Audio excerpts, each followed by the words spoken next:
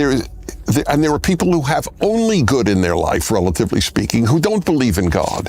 So I'm challenging my own question, because I've wrestled with this, because I think the hardest law in the 613 laws of the Torah is to love God with all your heart and all your soul. I long believe that's the hardest. I have no problem trying to obey that's to God. throw yourself into existence fully as if it's good. Yes. And that's a rough one, because, that's geez, right. look at it. It's That's pretty right. rough, That's man. right. That's right. So Solzhenitsyn was struck in the concentration camps by goodness, though, constantly. And it was out of that seed of the observation of goodness that the whole Gulag archipelago emerged, and therefore, in no small part, the fall of the Soviet Union. That's a prophet. Solzhenitsyn is a prophet. Yeah, and he really noticed, particularly, and he was atheistic when he went into the camps, that the devout religious believers were able to maintain their moral integrity in camp. He tells very compelling stories of people who thrived and became healthier in the face of the privation under the ultimate moral authority of their own shining soul. And Frankl said similar things. And Solzhenitsyn was particularly careful not to say everyone who failed because of their moral flaws, or that purity of heart would necessarily save you. He talked about how some people were hardy and robust. They wouldn't cooperate with the Gulag authorities. Yeah. They would never become trustees. And there's so hope in that, because one of the things is that if you're suffering terribly, there's two options in front of you in some sense. One is you're suffering terribly and it's unjust, and you're suffering terribly because the cosmos itself is flawed in its fundamental structure. And that's really Cain's complaint against God. The other possibility is you're suffering at least in part because you're not everything you could be.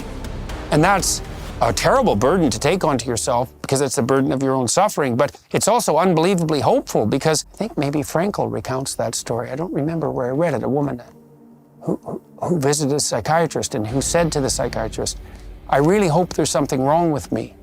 And the psychiatrist said, "Why?" She said, "Well, if there's something wrong with me, there's hope, because I might be able to fix it. But if there's something wrong with the structure of existence, so I'm fated to suffer in this way, then everything's despair." And the people that I have seen who've transcended their tragedy and malevolence that have pursued them, they did have that sense of their own ignorance, even with regards to the conclusions they drew about their suffering.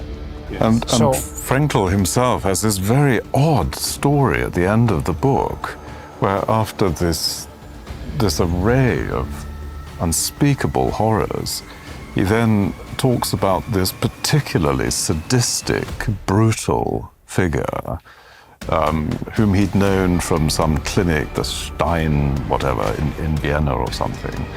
And then he says that he heard a story that this man, this concentration camp figure, had been sent off to a Russian camp at the end of the war, and then heard from another colleague that this brutal figure had actually been extremely humane and supportive as an inmate of a Soviet camp. And it's that very enigmatic ending, even where you're convinced that there's evil that's irredeemable, that maybe there's a possibility. Still hope for redemption. My daughter was young and she was really ill. I told her when she was very young, I said to her, "Don't you use your illness as an excuse, ever, because you'll confuse yourself. Then you won't know what you can do. You're going to have a hard time doing things, but if you use your illness as an excuse, if you corrupt yourself morally, which you have in some sense every right to do because of the depth of your suffering, and which would be perfectly understandable under the circumstances, it will do nothing at all but make the situation far worse."